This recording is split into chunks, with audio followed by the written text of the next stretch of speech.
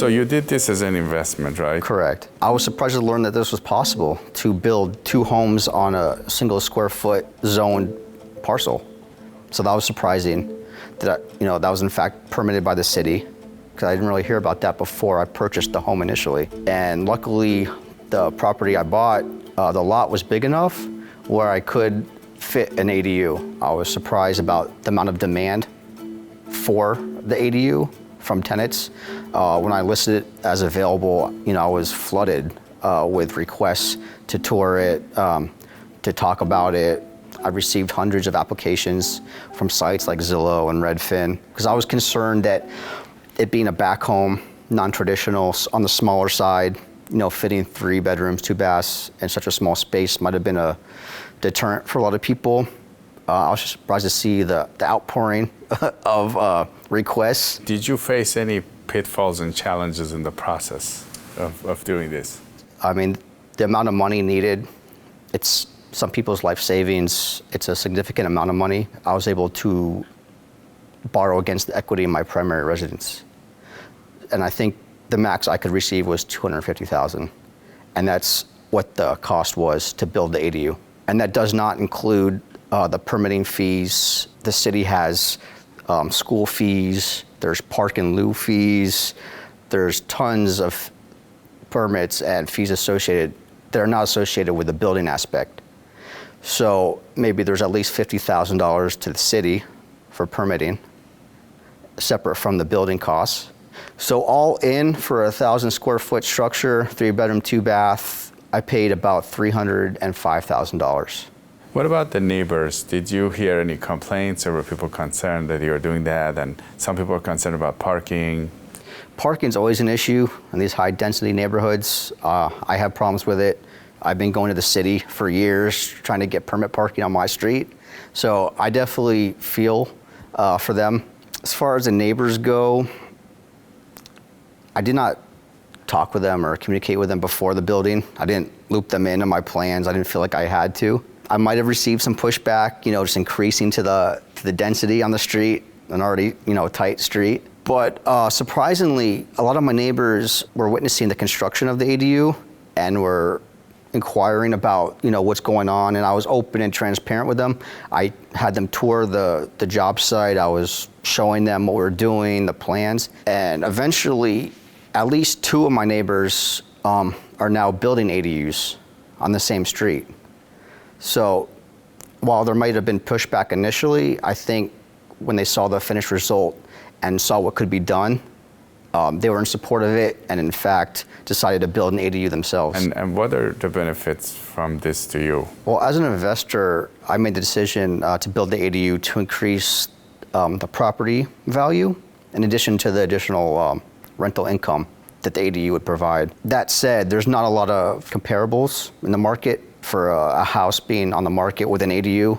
So it's hard to judge exactly what that value would be now that there's an ADU. But I'm confident to speculate that it would be at least double or triple return. Maybe it makes sense, the numbers are working right now, but it's definitely gonna work out in long term. At the end of the day, like in 20 or 30 years, my kid's gonna be like, oh, good thing he bought that house,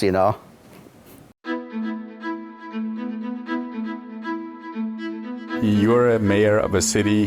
What are your thoughts on all of this? A lot of people that live in my city, when they hear about ADUs and people adding these to their existing lots, they don't really know what that means. So the initial reaction is that who's going to be moving into these units, and how's that going to affect the safety and the capacity of the sewer and water systems and that to function.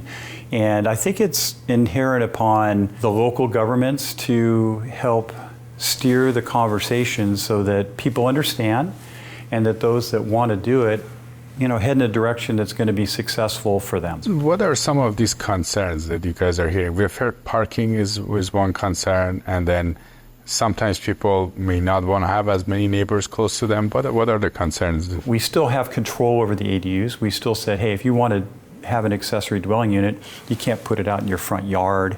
It's got to be behind the primary structure. It's got to have some setbacks so it's not right up against your neighbor's fence. It can only be 16 feet height so that you can't have decks on top of it where people can overlook and watch other people's pool parties. So there definitely are some controls to it. In our city, there are some parking concerns, but certainly not like the beach cities where you have no parking at all.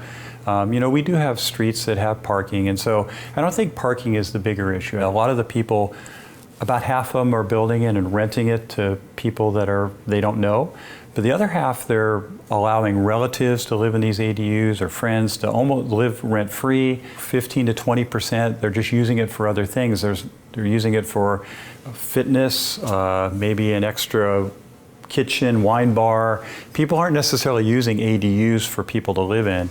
They're using it for other things. So they're just adding square footage to these relatively large homes already. Some people might be upset when these structures go in their neighborhood. What are your thoughts about that? Me personally, I'm a big believer in private property rights. So if someone owns a big piece of property and by right they're allowed to put an ADU in their home, then someone could be upset about that, but unfortunately the laws are currently to allow people to do that.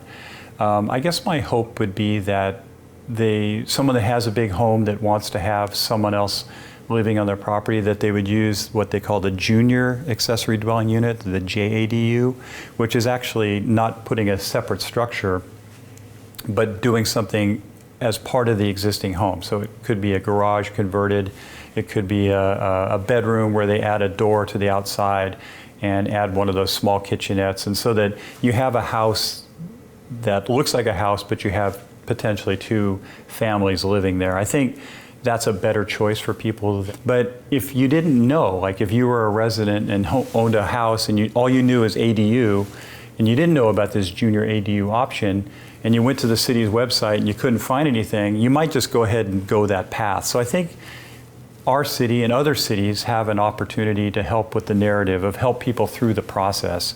If we'd like to see more people doing these junior ADUs. Why do you think the junior ADU is better for you guys? Well, if you look at these homes that have been thought through and they kind of are compatible amongst each neighborhood, if you keep the JADU as part of that envelope of that building structure and not put a separate box outside near the pool or that, then it's just a better alternative. And I think for someone that has a house that maybe they don't need the full 3,000 or 4,000 square feet, but maybe they only, could give up 1,000 square feet to have a junior ADU, it's going to be a lot less expensive, it's going to be able to be rented much quicker, and it'll just fit in with the character of the neighborhood. So I feel that's a better option. Now, is there a responsible way for people that want to build this? Well, certainly not just doing it in the middle of the night and it's showing up in someone's backyard and nobody knows about it. I get so many calls every year. Hey, we built something without a permit. Can you come out and take a look at what we did? We got to unwind this. They end up having double and triple fees. And, of course, the city's angry at them. And so it becomes way more expensive to unwind something when they try to build without a permit. And I'll be honest with people, you might love your neighbors, but your neighbors are watching you when you're building something, and they're going to make calls, and they're going to call the city and say, hey, does Bill and Sally have a permit for whatever they're doing in their backyard? Because it doesn't take much for the city to send an inspector out and basically say, nope, no permit. And so, yeah, there's a right way to do things, and certainly the best thing for people to do is to call their community development departments, which used to be called planning departments, tell them what they're kind of trying to do or want to do, and I know most city staffs are fantastic in helping people through the process.